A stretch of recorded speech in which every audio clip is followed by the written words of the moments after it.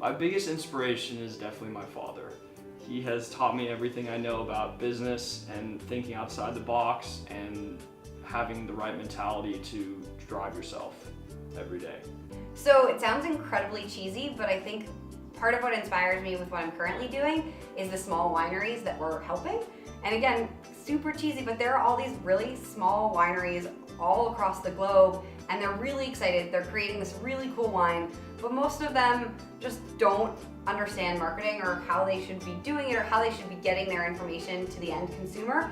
And so one of the things that I really love is we're creating this really fun event and this really great platform for all of these small businesses to, you know, keep growing and selling their product and getting to young consumers to learn about wine.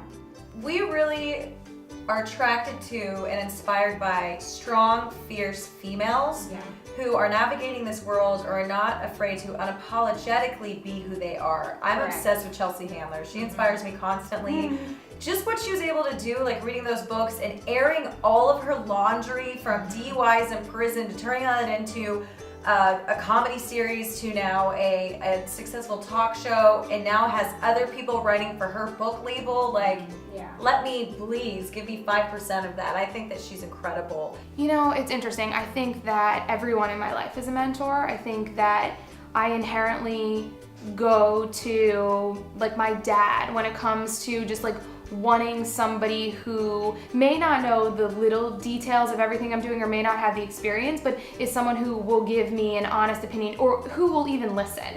And then I'll go to my best friends when it comes to people who I know will give me an honest answer. And then I'll go to my advisors within my company or executives who I've met for things here and there. But remember, not everybody doesn't know everything. And so you really have to segment the people that you go to for certain things and don't expect one person to be able to tell you everything, because even though they have more experience, it doesn't mean that your friend who's your peer can't contribute as much or guide you as much as somebody has done it before. My parents, absolutely. My mom is the sort of Zen mystical mama, Northern California. Like, I ate organic food from the time I was born. She like, sounds amazing. So she was a huge influence, and then my dad is a huge influence as a businessman and an artist, and like making that all happen simultaneously. And then I also have a mentor. Her name is Shiloh Sophia McLeod.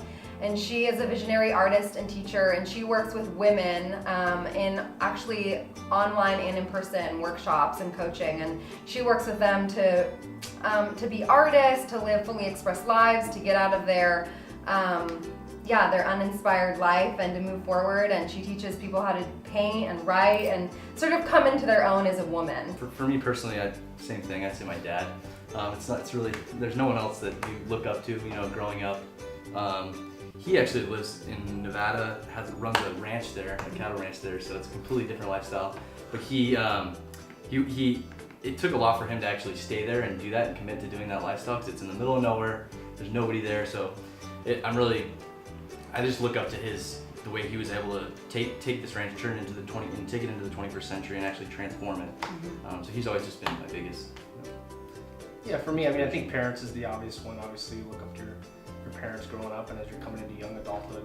I've always been really passionate about business. I've always been inspired by different business leaders. I was always kind of the kid that was really mature and acted like I was an old man ever since I was little. So like look at how he sits. So other 12-year-olds were reading, whatever a 12-year-old's reading. I was reading Jack Welch books. So I've always been inspired by business leaders out there.